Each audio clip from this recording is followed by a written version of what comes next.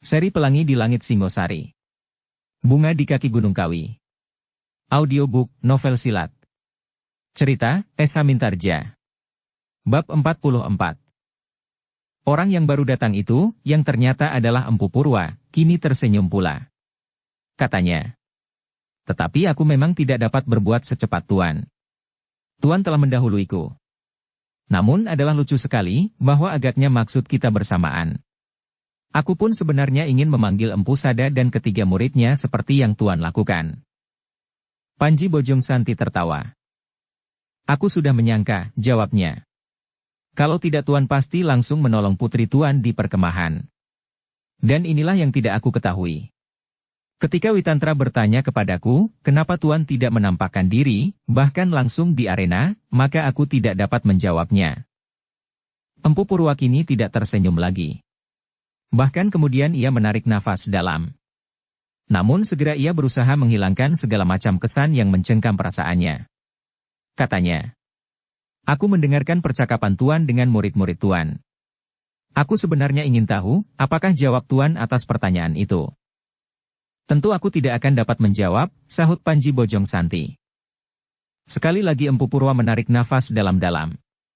Katanya, "Aku hanya ingin bermain-main sembunyi-sembunyian seperti Tuan." Panji Bojongsanti menangkap kesan yang suram dalam kata-kata Empu Purwa. Terasa sebuah sentuhan halus pada perasaan orang tua itu. Sehingga karena itu, maka berkata Panji kurus itu, "Maaf Empu. Mungkin pertanyaan itu tidak berkenan di hati Tuan." "Oh, tidak," jawab Empu Purwa tergesa-gesa. "Tidak. Tidak apa-apa.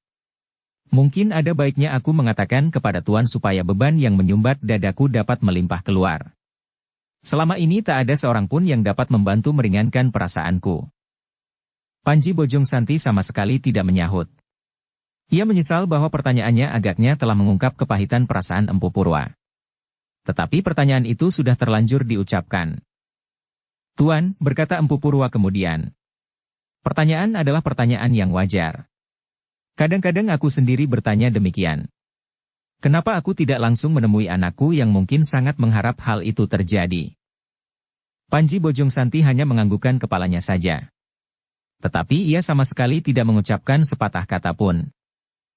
"Tetapi aku tidak dapat melakukannya," berkata Empu Purwa seterusnya. "Meskipun sebenarnya keinginan yang demikian melonjak-lonjak pula di dalam dadaku." Empu Purwa terdiam sesaat, sehingga suasana menjadi sepi hening. Di kejauhan lamat-lamat terdengar suara burung engkak menusuk-nusuk telinga dengan suaranya yang parau menyakitkan. "Tuan," berkata Empu Purwa kemudian, "betapa rinduku kepada putriku, namun betapa kecewanya aku terhadapnya. Sejak anak itu hilang, aku sudah tidak mengharap dapat bertemu lagi. Aku tidak mau kehilangan, tetapi apakah aku harus melawan aku Tunggul Ametung? Bukan karena Tunggul Ametung mempunyai kesaktian tanpa batas, tetapi ia adalah pemimpin pemerintahan. Perlawananku akan dapat menimbulkan malapetaka bagi Tumapel." Tiba-tiba aku mendengar kemudian, bahwa anak itu telah menjadi seorang bakal permaisuri. Alangkah kecewanya hatiku. Tetapi aku tidak ingin mengecewakan hati putriku. Kalau telah berkenan di hatinya, biarlah ia menemukan kebahagiaan. Tetapi kekecewaanku terhadap tingkah laku Tunggul Ametung yang melindungi kuda sempana mengambil anakku, tidak akan dapat terhapus dari dinding hatiku. Karena itu, lebih baik aku tidak bertemu lagi dengan putriku. Biarlah ia menemukan kebahagiaan yang dikehendakinya, aku adalah orang tua. Hari depannya masih jauh lebih panjang dari hari depanku." Bojongsanti tidak berkata sepatah kata pun. Ia dapat merasakan betapa pedih hati orang tua itu. Ia dihadapkan kepada keadaan yang serba salah.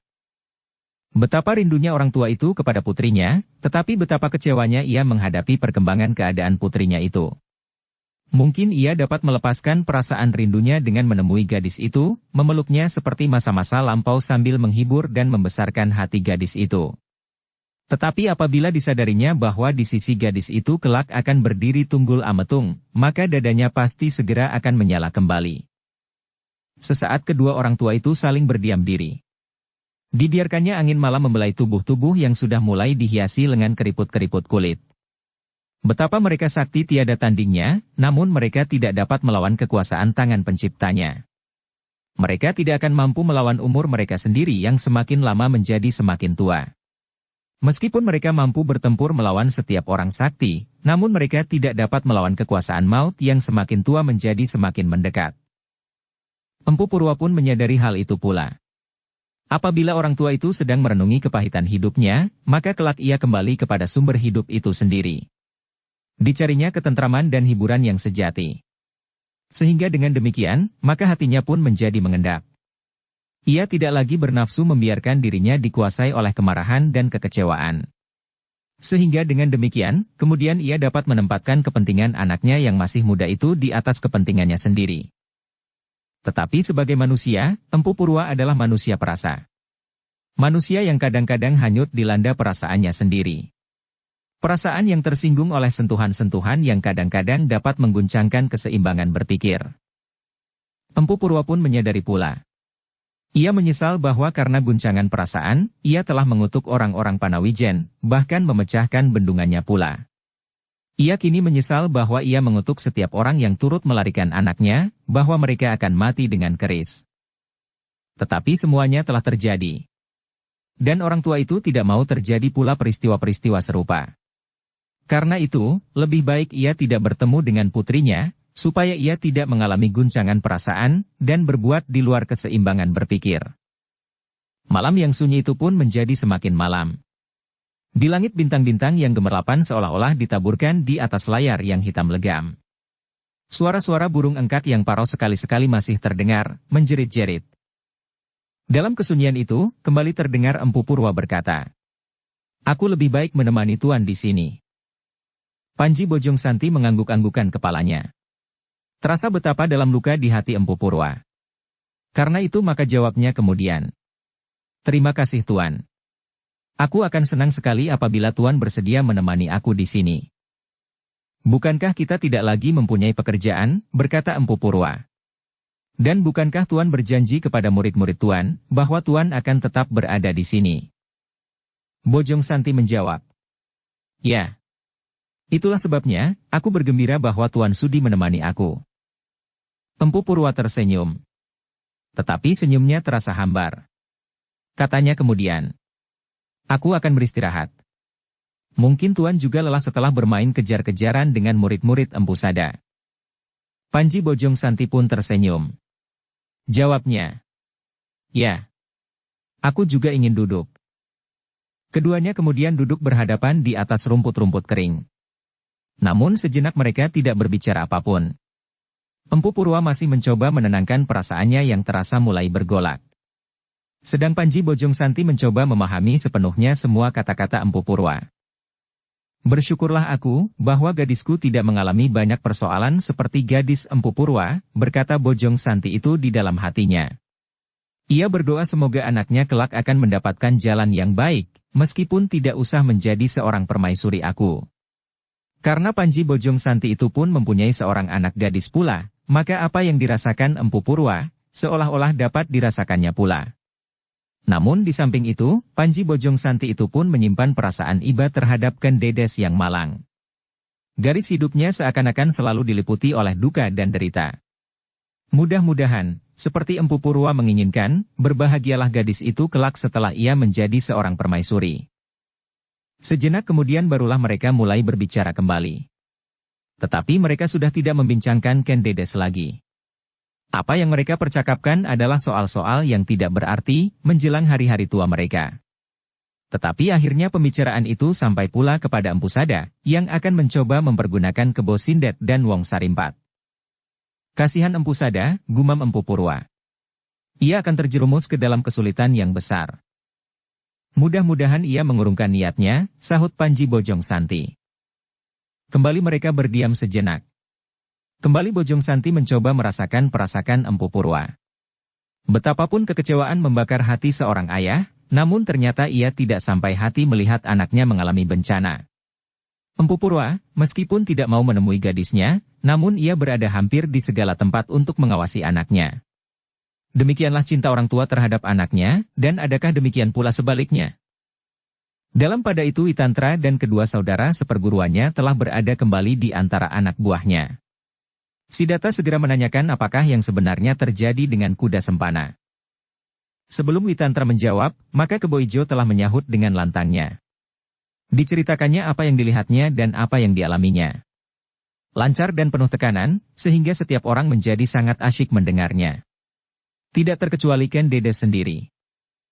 Gadis bakal permaisuri aku Tunggul Ametung itu mendengarkan dengan hati yang berdebar-debar. Ia tidak dapat membayangkan apa yang akan terjadi dengan dirinya apabila kuda sempana berhasil dengan rencananya. Mungkin ia telah mengambil keputusan untuk membunuh diri. Untunglah bahwa guru datang, berkata Kebo Ijo. Kalau tidak, kita semua pasti akan musnah dibakar oleh kemarahan Empu Sada. Yang mendengar cerita itu mengangguk-anggukan kepalanya. Mereka pun mengucapkan terima kasih di dalam hati mereka. Guruku adalah seorang yang bijaksana, yang dapat memperhitungkan apa yang kira-kira akan terjadi dengan kita di perjalanan ini, berkata Kebo Ijo pula. Dan setiap orang pun menjadi semakin kagum. Tetapi dalam pada itu Witantra berkata, "Sudahlah Kebo Ijo, jangan membual." "Bukankah sebenarnya demikian Kakang?" sahut Kebo Ijo. "Langsung apa tidak langsung, bukankah guru kita yang telah menyelamatkan putri?" "Guru berbuat demikian tanpa pamrih. Kita adalah prajurit-prajurit Tumapel. Adalah kewajiban kita untuk mempertahankan Tuan Putri, tetapi guru sama sekali tidak mempunyai kepentingan apa-apa. Namun ia telah berbuat, dan bahkan menentukan. Kau sendiri telah mengurangi nilai dari perbuatan guru kita, Kebo Ijo," berkata Witantra. "Kenapa?" "Hanya orang-orang yang ingin menerima pujian, ingin menerima balas jasa sajalah yang dengan bangganya memamerkan jasa itu kepada orang lain," potong Mahendra. "Apakah guru akan senang mendengar kau bercerita semacam itu?" Kebo Ijo mengerutkan keningnya. Wajahnya tiba-tiba menjadi murung, tetapi ia tidak berkata apapun lagi. "Bukankah guru berkata?" Mahendra meneruskan. "Bahwa seandainya guru tidak hadir, maka ada orang lain yang dapat berbuat serupa. Bahkan orang itu adalah ayah Tuan Putri sendiri." "Mahendra," potong Witantra. Mahendra terkejut mendengar suara kakak seperguruannya. Sesaat ia tidak mengerti maksud kakaknya, kenapa ia memotong kata-katanya. Tetapi kemudian disadarinya, bahwa ia telah terdorong menyebut ayah Ken Dedes, sedangkan orang tua itu sengaja tidak mau menunjukkan dirinya. Meskipun Witantra dan Mahendra tidak tahu sebabnya, kenapa orang tua itu tidak hadir di perkemahan ini, namun pastilah ada sesuatu sebab, kenapa orang tua itu lebih baik bersembunyi di belakang rumpun-rumpun liar. Tetapi segera Mahendra terkejut ketika didengarnya suara Ken Dedes dengan serta-merta. "Mahendra, apakah kau bertemu dengan ayah?" Mahendra memandang Ken Dedes sesaat. Hanya sesaat, kemudian ia menundukkan wajahnya. Hatinya menjadi berdebar-debar. Bukan saja karena pertanyaan Ken Dedes itu, tetapi sesaat ia melihat wajah yang pernah mengguncangkan hatinya itu, maka jantungnya seakan-akan semakin cepat berdenyut. Sementara itu, yang menjawab adalah Witantra. "Tidak Tuan Putri. Kami tidak bertemu dengan ayah Tuan Putri. Kami hanya membayangkan dan menduga, bahwa ayah Tuan Putri tidak akan sampai hati apabila bencana menimpa diri Tuan Putri." "Kakang Witantra," berkata Ken Dedes kemudian, "berkatalah sebenarnya." "Hamba berkata sebenarnya Tuan Putri," sahut Witantra sambil membungkukkan kepalanya dalam-dalam. "Guru hambalah yang berkata kepada kami bertiga, bahwa kemungkinan besar adalah ayah Tuan Putri akan selalu membayangi kemana Tuan Putri pergi. Namun itu hanyalah dugaan semata-mata." Ken Dedes mengerutkan keningnya. Wajahnya yang pucat karena peristiwa yang mendebarkan jantung itu kini menjadi semakin suram, perlahan-lahan gadis itu duduk di sisi tandunya. Sesaat ia memandangi api yang masih menyala, namun kemudian tiba-tiba ia menundukkan kepalanya dan mengusap matanya dengan selendangnya. Hati Ken Dedes itu tiba-tiba serasa tersayat ketika ia mengenangkan keadaan ayahnya dibandingkan dengan keadaannya sendiri. "Apakah ayah bergembira melihat keadaanku?" katanya di dalam hati. "Atau ayah kini telah membenciku?" Perkemahan itu kini menjadi sunyi senyap. Mahendra yang menundukkan wajahnya, mencoba untuk menguasai perasaannya. Ia tidak mau menjadi gila seperti kuda sempana. Ketika sekali ia memandang Ken Dedes dengan sudut matanya, ia terkejut. Gadis itu menangis meskipun ditahannya. Mahendra menyesal bukan kepalang. Perkataannya lah yang telah menuntun gadis itu ke dalam suatu kenangan yang pahit. Ia kehilangan ayahnya. Tak seorang pun yang kemudian berbicara di antara mereka. Para prajurit itu pun kemudian beristirahat di dekat perapian, berkelompok-kelompok. Beberapa orang telah menyingkirkan beberapa korban dari orang-orang Empu Sada. Seorang dari mereka yang terluka, telah dicoba oleh para prajurit Tumapel untuk mengobatinya dengan ramuan yang memang telah tersedia. Namun karena lukanya terlampau parah, maka orang itu pun tidak tertolong pula. 3 orang yang terbunuh dalam pertempuran itu. Sedang 2 orang prajurit Tumapel mendapat luka-luka. Tetapi untunglah bahwa luka itu tidak terlampau parah sehingga keadaan mereka tidak berbahaya. Semalam itu hampir tak seorang pun yang dapat memejamkan matanya. Meskipun Ken Dedes berusaha sambil bersandar pada sisi tandunya, namun semua yang pernah terjadi seakan-akan selalu membayang. Bahkan menjadi sedemikian jelasnya, sehingga terasa seolah-olah baru siang tadi terjadi. Berturut-turut sehingga saat yang terakhir, yang baru saja terjadi. Kuda sempana baginya benar-benar seperti hantu yang selalu menakut-nakutinya kemana ia pergi dan di mana saja ia berada. Tetapi Witantra sendiri saat itu dapat beristirahat dengan tenangnya meskipun tidak juga sempat tertidur. Ia tahu benar bahwa gurunya berada tidak terlampau jauh daripadanya, bahkan ia pun percaya bahwa ayah gadis itu pun berada di sana pula. Meskipun demikian, perasaan Witantra masih juga diganggu oleh pembicaraan antara gurunya dengan Empu Sada. Gurunya telah menyebut-nyebut nama Kebo Sindet dan Wong Sarimpat. Witantra pernah mendengar nama-nama itu disebut gurunya sebelumnya sebagai nama-nama yang telah dilumuri oleh noda-noda hitam. Jauh lebih kotor dari nama Empu Sada. Tetapi Witantra belum pernah mendengar apa yang pernah dilakukan oleh orang-orang itu. Tidak bedanya dengan Witantra, Mahendra pun selalu digelisahkan oleh nama-nama yang belum banyak dikenalnya itu.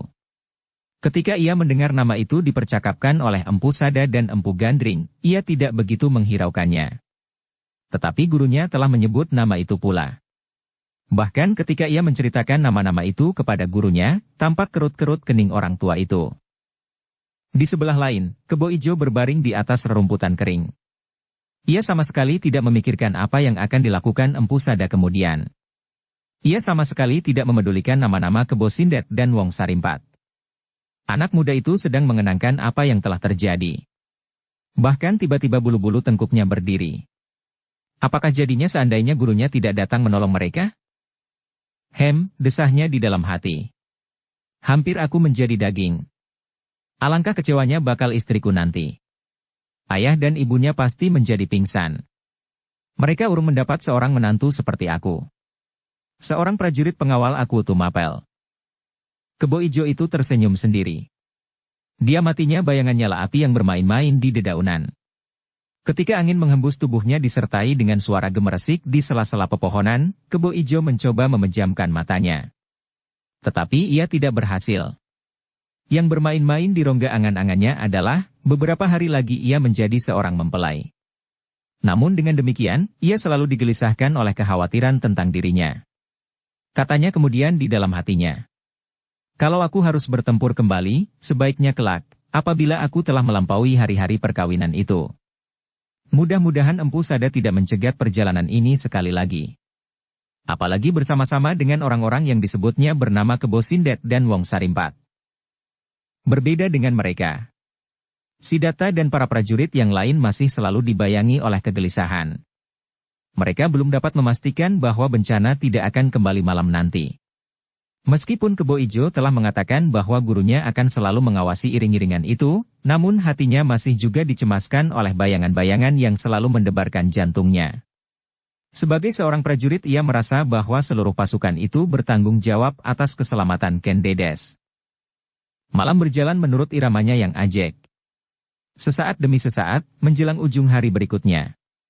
Meskipun betapa lambatnya, namun pagi hari yang mereka tunggu itu pun pasti akan datang.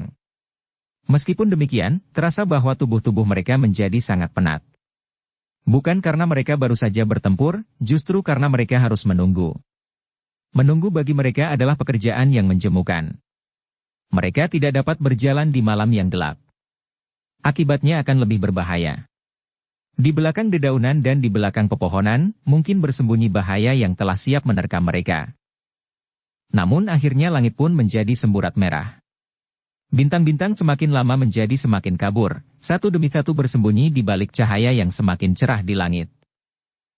Demikian cahaya fajar menyentuh hutan itu, maka segera Witantra mempersiapkan diri beserta seluruh iring-iringan. Setelah mereka mengemasi semua perlengkapan dan membenahi diri, maka segera iring-iringan itu berangkat meninggalkan hutan. Perlahan-lahan mereka maju menyusup di antara pepohonan dan akar-akar yang bergayutan dari cabang-cabang pohon yang besar. Sekali-sekali Witantra yang kemudian berjalan di paling depan bersama Siddhartha, mencoba memperhatikan keadaan di sekitarnya. Bahkan sekali-sekali Witantra mencoba mengetahui, apakah gurunya ikut juga berangkat ke Panawijen meskipun tidak berada di dalam rombongan itu. Meskipun kemudian mereka berjalan dalam limpahan cahaya matahari, namun bahaya masih juga dapat datang setiap saat. Empu Sada mungkin akan menganggap bahwa di siang hari mereka akan dapat lebih berhasil daripada di malam hari. Mungkin mereka telah berhasil menghubungi Kebo Sindet dan Wong Sarimpat untuk kemudian mereka datang bersama-sama untuk menebus kekalahan semalam. Tetapi ternyata mereka tidak lagi bertemu dengan Empu Sada. Hutan itu pun semakin lama menjadi semakin tipis. Perjalanan mereka sebenarnya termasuk perjalanan yang sulit. Namun daerah yang paling tepat telah mereka lampaui. Bahkan sekali-sekali mereka sempat melihat binatang-binatang buruan yang berlari-lari ketakutan melihat barisan itu menerobos sarang-sarang mereka. Apabila mereka nanti meninggalkan hutan itu, mereka masih juga harus melewati padang karautan, meskipun tidak terlampau panjang. Mereka akan melewati desa Tarampak untuk kemudian sampai pada sebuah bulak panjang. Bulak itulah bulak yang terakhir harus mereka lalui. Di ujung bulak itulah terletak padukuhan Panawijen. Ken Dedes yang duduk di atas tandu, merasa betapa penatnya pula. Tandu itu bergetar apabila para pengusungnya harus meloncati batang-batang yang roboh melintang perjalanan. Kadang-kadang bergoyang demikian kerasnya apabila mereka harus menyusup dan kemudian mendaki batu-batu padas. Bahkan sekali-sekali kepala gadis itu terpaksa terantuk pada tiang-tiang tandunya sehingga terdengar ia memekik kecil. Kebo Ijo, yang kadang-kadang mendengar pula pekik itu tersenyum di dalam hati. Kadang-kadang bahkan ia mengumpat. Anak itu seolah kurang saja yang dikerjakan. Kenapa ia ingin menempuh perjalanan yang sesulit ini? Namun lepas dari bahaya yang datang dari Empu Sada, berjalan lewat hutan ini agak lebih baik daripada apabila mereka dibakar terik matahari di padang karautan. Kini, padang yang harus mereka lewati hanyalah beberapa tonggak saja. Sebelum matahari naik terlampau tinggi, mereka pasti sudah meninggalkan padang itu sampai di sebuah padang perdu yang agak dingin.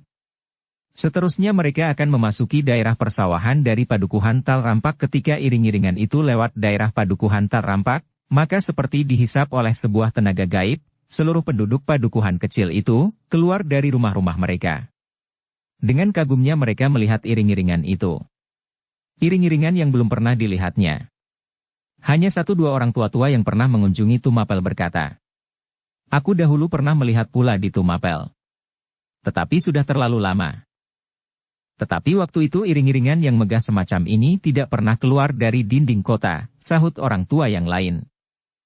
Orang pertama menganggukkan kepalanya sambil menyahut, "Ya, iring-iringan itu hanya berkeliling kota." Kemudian tak seorang pun yang dapat memberi penjelasan, kenapa kali ini iring-iringan yang megah dikawal oleh prajurit-prajurit yang perkasa lewat dekat dengan padukuhan mereka. Ketika orang-orang Tal Rampak melihat iring-iringan itu memasuki jalan di tengah-tengah bulak, maka segera mereka tahu bahwa iring-iringan itu akan menuju ke Panawijen. Mereka pergi ke Panawijen, berkata salah seorang dari mereka. Yang lain mengangguk. Katanya, "Apakah iring-iringan itu datang dari Tumapel untuk melihat keadaan Panawijen sekarang?" Tetapi iring-iringan itu seakan-akan tidak memedulikannya. Iring-iringan itu berjalan terus dalam irama yang tetap.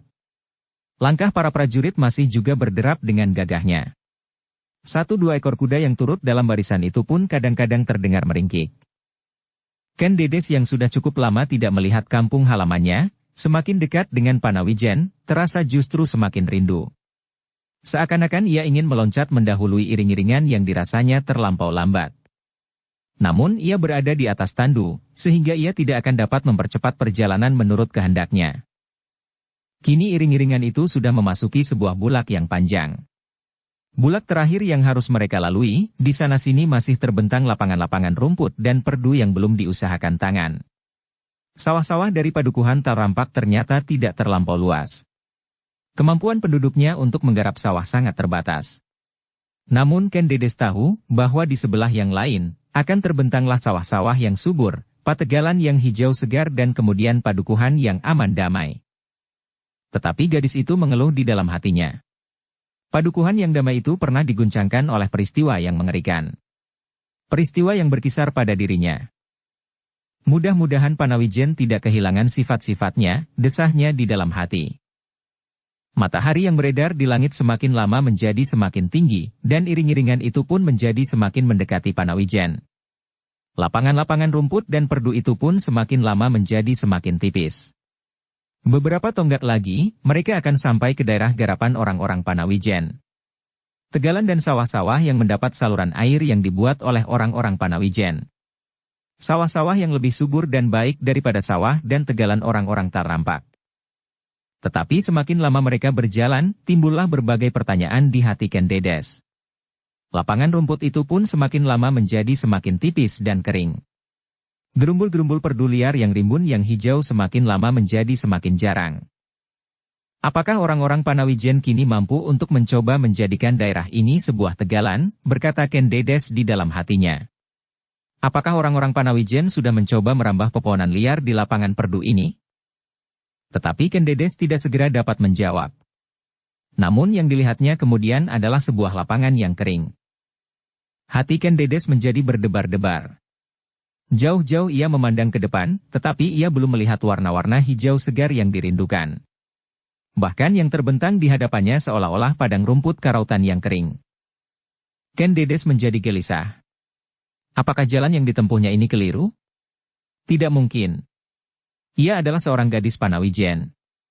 Witantra, Mahendra dan beberapa prajurit Tumapel yang lain pasti mengenal Panawijen pula.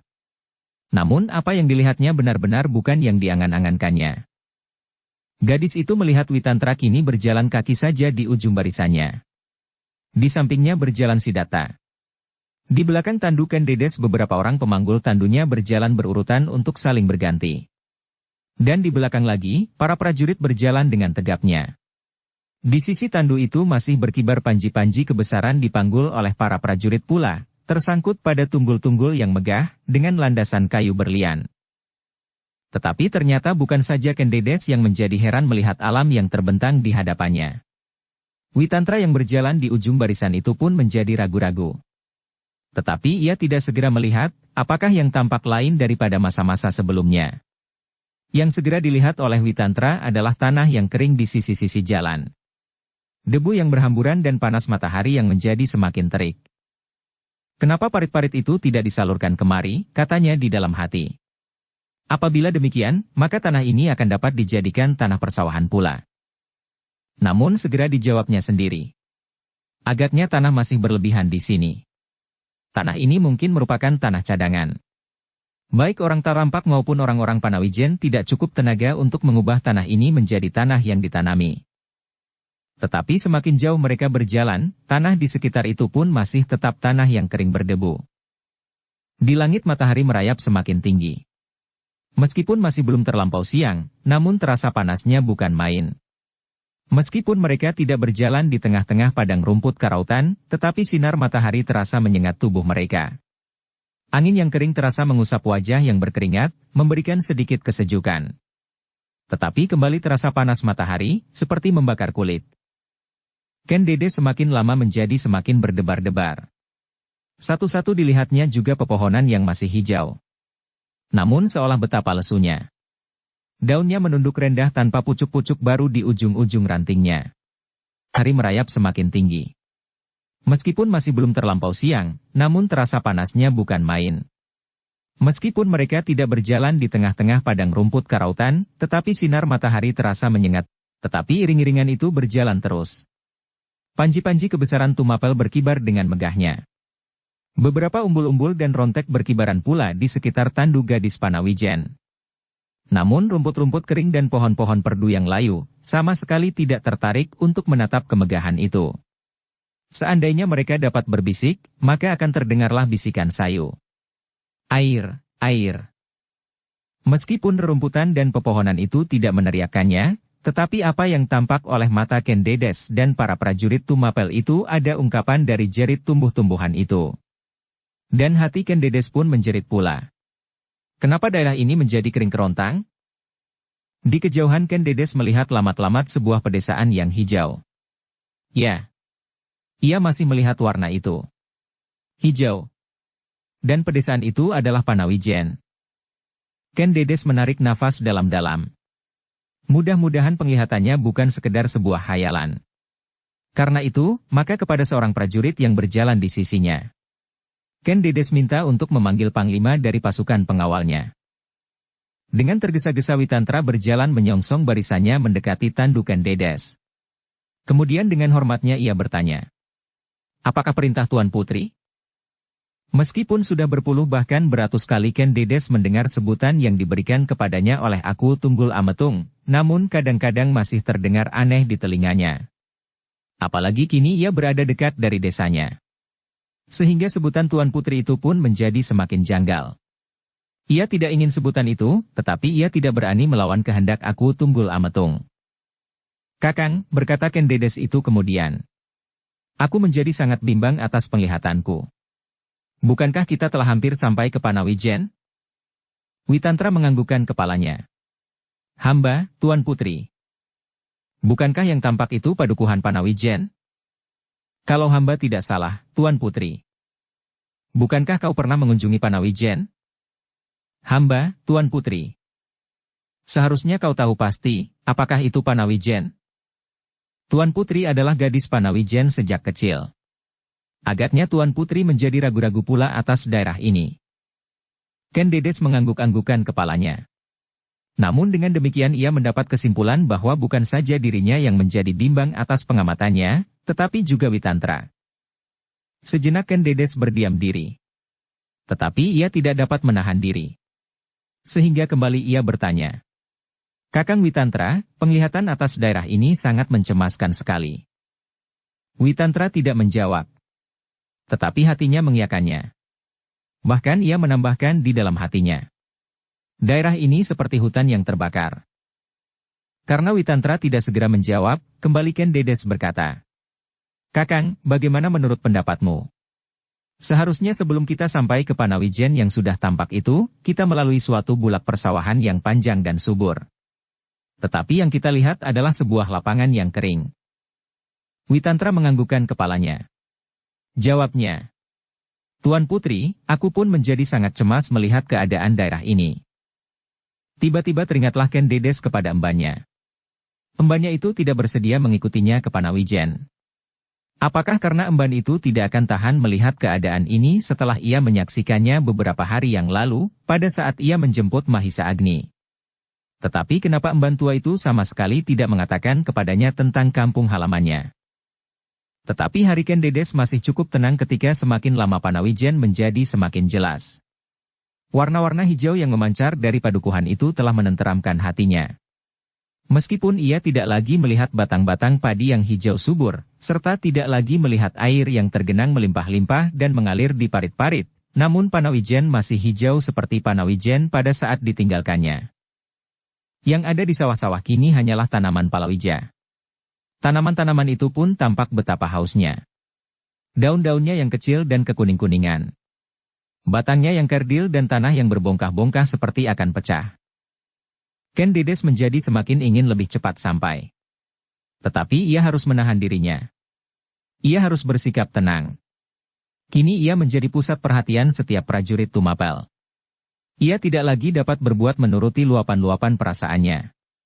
Seandainya Ken Dedes yang duduk di dalam tandu itu adalah Ken Dedes yang masih tinggal di Panawijen beberapa waktu yang lalu, maka gadis itu pasti akan meloncat dan berlari mendahului. Tetapi Ken Dedes yang sekarang tidak berbuat demikian. Betapa perasaannya menjadi berdebar-debar, namun ia duduk saja di dalam tandunya. Yang mendebarkan hati Ken Dedes bukan saja Panawijen yang lain dari Panawijen yang ditinggalkan, tetapi apakah nanti yang akan dikatakannya kepada kakak angkatnya? Apakah yang akan diucapkannya dan bagaimanakah kira-kira tanggapan kakak angkatnya itu? Ken Dedes sama sekali tidak berpikir tentang gadis-gadis kawan-kawannya bermain. Juga tidak tentang tetangganya. Apapun yang akan dikatakan oleh mereka. Tetapi bagaimana dengan Mahisa Agni? Semakin dekat dengan padukuhan Panawijen, hati Ken Dedes menjadi semakin berdebar-debar. Debu yang putih menghambur dari belakang kaki-kaki para prajurit Tumapel mengepul di bawah angin yang lemah. Kampung halaman, tempat Ken Dedes dibesarkan, tempat gadis itu bermain-main setiap hari, kini terasa sangat asing baginya. Sejenak ia mereka-reka, bagaimana ia harus bersikap. Bagaimana ia harus meyakinkan Mahisa Agni bahwa ia tidak dapat berbuat lain daripada menerima kesempatan yang datang. Bagaimana ia akan mengatakan bahwa Mahisa Agni tidak perlu merasa tersinggung, bahwa ia menerima aku Tunggul Ametung sebelum minta izinnya karena keadaan yang hampir tak dapat dikuasainya.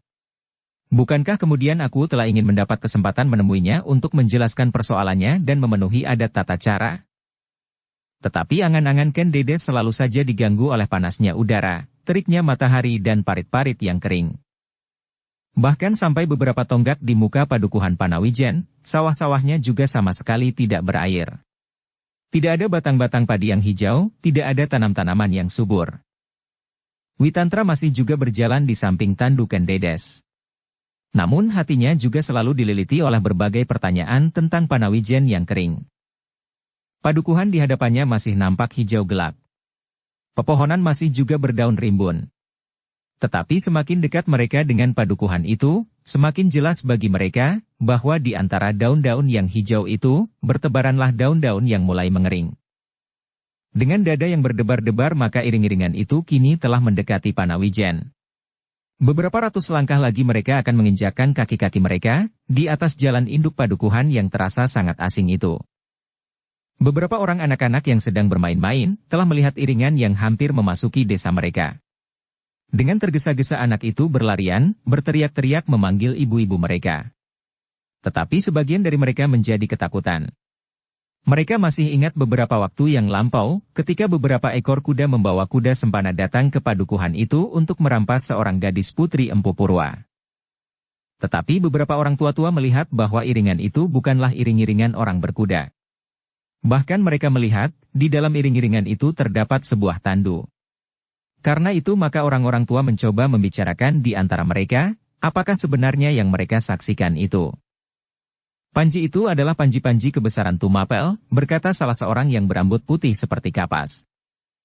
Di sampingnya, seorang laki-laki kurus yang berjanggut panjang dan telah memutih pula menyahut. Ya, hanya akulah yang berhak mendapat kehormatan dengan rontek, umbul-umbul dan panji kebesaran itu. Apakah aku akan datang sekali lagi ke padukuhan ini seperti pada saat aku itu merampas Ken Dedes, putri Empu Purwa, desis laki-laki yang pertama. Laki-laki berjanggut putih menggelengkan kepalanya. Katanya, aku yang sekarang tidak akan telaten bepergian sejauh ini dengan naik tandu. Kalau yang datang itu aku Tunggul Ametung, maka aku itu pasti naik kuda. Kalau begitu siapakah yang datang? Tanda-tanda itu mengatakan bahwa di dalam tandu itu adalah aku, atau ayah bundanya. Tetapi ayah bundanya sudah tidak ada. Mungkin pula permaisurinya. Tetapi aku belum berpermaisuri. Keduanya kemudian berdiam diri. Anak-anak sudah berlari-lari bersembunyi ke dalam rumah masing-masing. Tetapi kedua orang tua itu mendapat firasat yang lain. Iring-iringan itu sama sekali tidak mencemaskan mereka. Karena itu maka kepada seorang perempuan yang mengintip dari balik pagar batu halamannya ia berkata, "Tidak apa-apa. Keluarlah dan sambutlah iring-iringan itu. Mungkin sesuatu yang akan mendatangkan kebaikan bagi padukuhan kita ini." Perempuan itu menjadi ragu-ragu. Tetapi orang tua itu menjelaskan, kalau mereka ingin berbuat jahat, mereka tidak akan membawa tandu itu. Mereka pasti datang berkuda dengan pedang terhunus. Tetapi perempuan itu tidak mau keluar seorang diri. Segera ia berlari ke rumah tetangganya. Ajakannya itu pun kemudian tertebar dari pintu ke pintu, sehingga beberapa orang, walaupun dengan ragu-ragu, keluar dari rumah-rumah mereka, berdiri di tepi-tepi jalan menyambut kedatangan iring-iringan itu. Iring-iringan itu pun semakin lama menjadi semakin dekat. Laki-laki tua dan perempuan berdiri berjajar di mulut padukuhan. Semakin lama semakin banyak. Ketika biung-biung mereka berani melihat iring-iringan itu, maka anak-anak pun bermunculan pula, meskipun mereka tidak berani terlampau dekat dengan orang tua mereka. Ken Dedes melihat beberapa orang di mulut lorong padukuhannya. Semakin lama semakin jelas. Ia melihat dua orang tua yang pernah dikenalnya. Di dekatnya adalah perempuan-perempuan dan agak ke belakang beberapa anak-anak kecil dengan ragu-ragu berdiri di regol-regol halaman rumah. Tetapi sekali lagi Ken Dedes menjadi heran. Ia tidak melihat anak-anak muda yang biasanya berkeliaran di sawah-sawah dan tegalan. Hati Ken Dedes menjadi semakin gelisah. Panawijen benar-benar terasa asing baginya. Ketika iring-iringan itu menjadi semakin dekat, maka orang-orang itu pun menepi, memberi kesempatan yang sebaiknya. Mereka menyangka bahwa iring-iringan itu pasti akan langsung menuju ke rumah Ki Buyut Panawijen, atau hanya sekedar lewat di padukuhan ini untuk tujuan yang lebih jauh.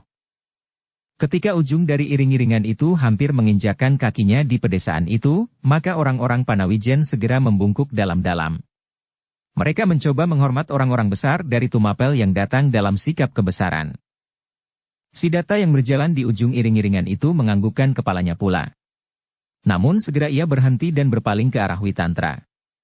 Ia belum tahu kemana iring-iringan itu harus dibawa. Witantra menangkap pertanyaan itu, tetapi karena ia sendiri belum mendapat perintah, maka segera ia bertanya. Kemana kita akan pergi Tuan Putri? Apakah kita akan pergi ke padepokan ayahanda Tuan Putri?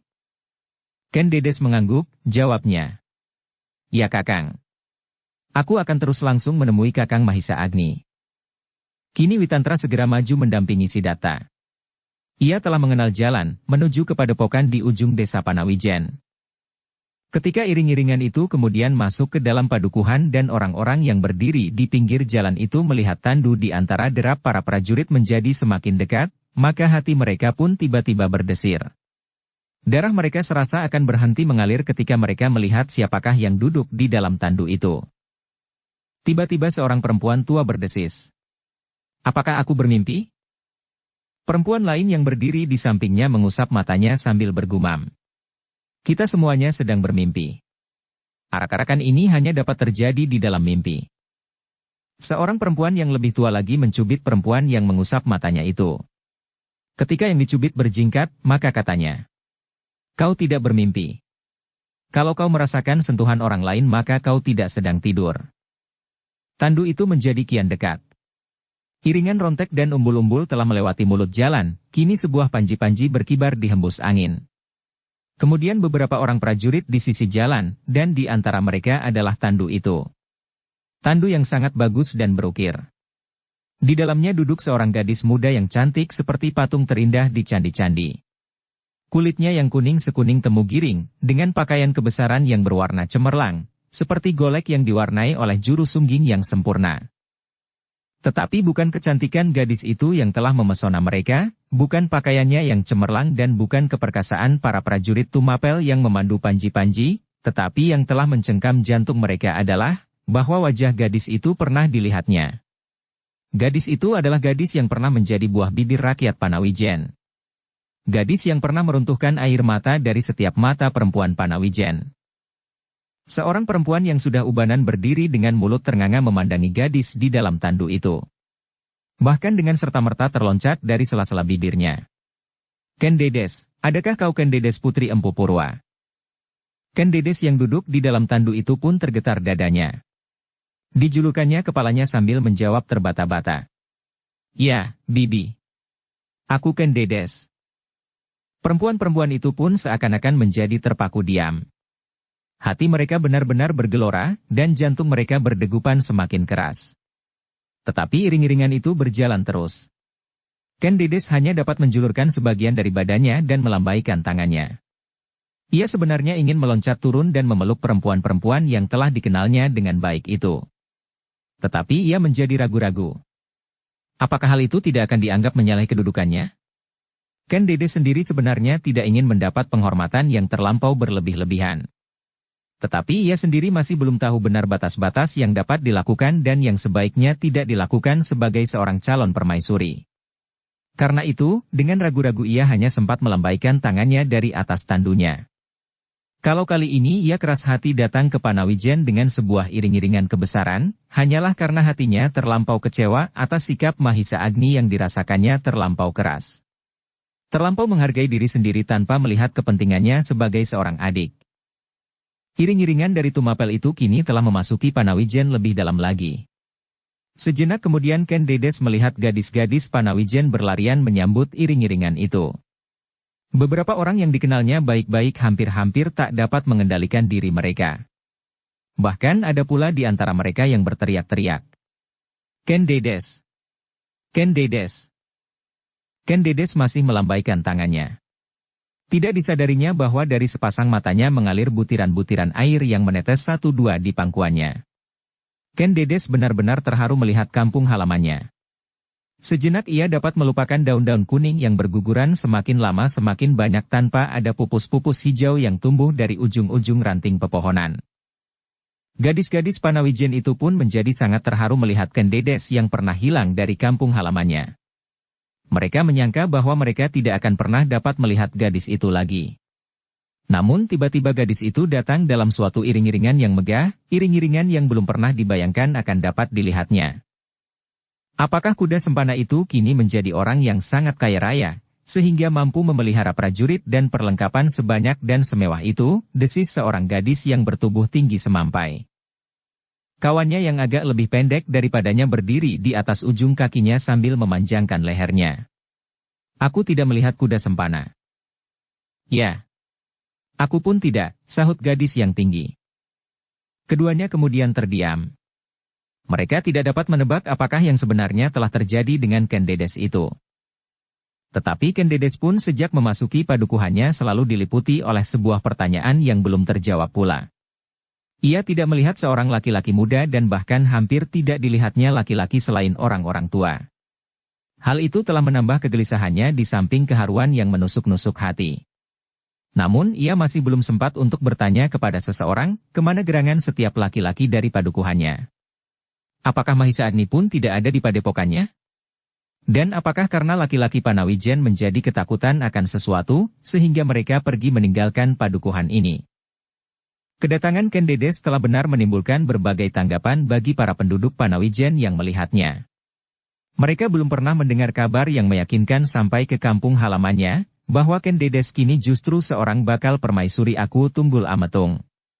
Mahisa Agni yang mengetahui dengan pasti akan hal itu, sama sekali tidak mengatakannya kepada kawan-kawannya atau kepada siapapun, karena hatinya sendiri yang menjadi resah. Orang-orang Panawijen itu pun kemudian berbondong ikut pula di belakang iring-iringan itu, sehingga semakin lama menjadi semakin panjang. Perempuan-perempuan tua, gadis-gadis anak-anak dan laki-laki tua. Hampir semua penghuni yang tinggal, mengikuti iringan itu sepanjang jalan padukuhan mereka. Tetapi Ken Dedes masih belum melihat seorang anak muda pun. Ia belum melihat Ki Buyut Panawijen. Belum melihat laki-laki yang pernah dikenalnya selain yang sudah terlampau tua dan sudah dipenuhi oleh uban di atas kepalanya. Witanta yang kini berjalan di samping Siddhartha pun melihat keganjilan itu. Tetapi disimpannya pertanyaan yang serupa dengan pertanyaan yang mengetuk hati Ken Dedes itu di dalam hatinya. Sekali-sekali ia berpaling memandangi wajah Siddhartha. Tetapi perwira itu agaknya tidak sempat memperhatikan para penyambutnya. Matahari semakin tinggi mendaki langit, maka iring-iringan itu pun menjadi semakin dalam memasuki padukuhan Panawijen. Iring-iringan itu langsung menuju ke padepokan di ujung padukuhan itu. Padepokan Empu Purwa. Ketika orang-orang Panawijen mengetahui arah dari iring-iringan itu, segera mereka berbisik di antara sesama. Seorang perempuan yang kurus berdesis. Apakah gadis itu akan pulang kembali? Perempuan yang berjalan di sisinya menyahut. Mungkin gadis itu belum tahu bahwa ayahnya telah pergi meninggalkan padukuhannya karena hatinya yang sedih kehilangan gadis satu-satunya. Keduanya terdiam. Namun mereka menjadi iba di dalam hati. Ken Dedes sendiri merasa bahwa sesuatu yang tidak wajar telah terjadi di padukuhannya. Tanah yang kering, anak-anak muda yang seakan-akan lenyap dari padukuhannya adalah pertanda yang pertama-tama dapat dilihatnya. Untuk menghibur diri sendiri ia berkata di dalam hatinya. Mungkin anak-anak muda Panawijen yang bukan anak-anak muda yang cukup berani. Mungkin mereka menjadi ketakutan melihat iring-iringan ini sehingga mereka bersembunyi. Nanti apabila mereka menyadari bahwa kami tidak akan berbuat sesuatu, mereka pasti akan datang kembali. Tetapi Kakang Mahisa Agni pasti berpendirian lain. Kakang Mahisa Agni adalah bukan seorang penakut sehingga ia pasti tidak akan turut bersembunyi dengan anak-anak muda yang lain. Karena pikiran itulah, maka Ken Dedes berjalan terus menuju ke padepokannya. Ketika iringan itu membelok pada tikungan terakhir, hati Ken Dedes berdesir keras. Di kejauhan ia melihat ujung lorong yang dilalui itu. Di sisi lorong itulah terletak padepokannya. Padepokan Empu Purwa. Dengan gelora yang semakin cepat di dalam dada gadis itu, maka iring-iringan itu menjadi semakin dekat dengan regol halaman padepokan Empu Purwa. Yang mula-mula sampai di regol itu adalah Siddhartha dan Witantra. Sejenak mereka berdiri tegak sambil memandangi halaman padepokan itu. Siddhartha belum pernah melihatnya, karena itu ia tidak melihat perubahan yang terjadi. Meskipun demikian ia berkata di dalam hatinya. Padepokan ini agaknya kurang terpelihara. Taman-tamannya menjadi layu dan rerumputannya menjadi kering. Tetapi ia tidak berkata sepatah kata pun tentang tanggapannya itu. Berbeda dengan Witantra. Ia pernah melihat halaman yang dahulu sejuk segar. Halaman yang diwarnai oleh kehijauan dedaunan dan bunga yang beraneka warna.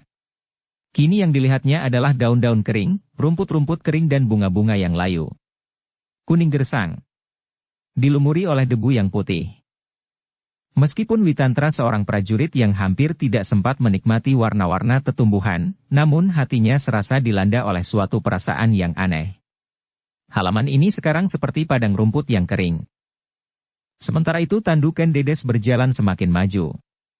Di mukanya berjalan Mahendra dan kemudian Kebo Ijo dengan beberapa orang prajurit. Mereka pun kemudian berhenti pula di belakang Witantra dan Siddhartha.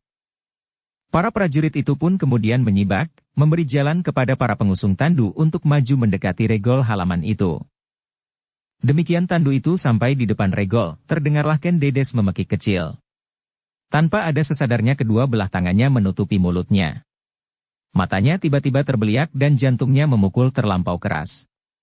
Apa yang dilihatnya tentang halaman rumahnya benar-benar telah menghentak dadanya sehingga serasa akan pecah.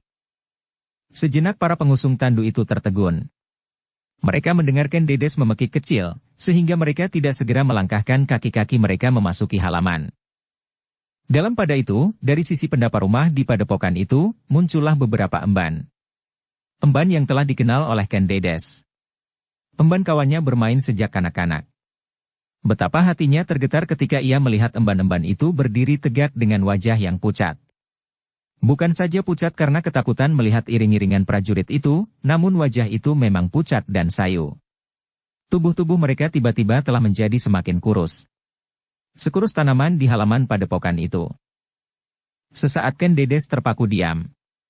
Bagaimana mungkin semuanya segera berubah dalam waktu yang tidak terlampau lama? Bagaimana mungkin emban-emban itu menjadi cepat bertambah kurus dan sayu? Wajah-wajah yang dahulu memancar gembira, kini menjadi seolah-olah pelita yang kehabisan minyak. Wajah emban-emban itu demikian suramnya sehingga hampir-hampir Ken Dedes tak percaya bahwa emban itulah yang dahulu pernah dikenalnya. Bersambung ke bab 45. Dukung kami dengan subscribe, follow, like, komen dan share. Terima kasih.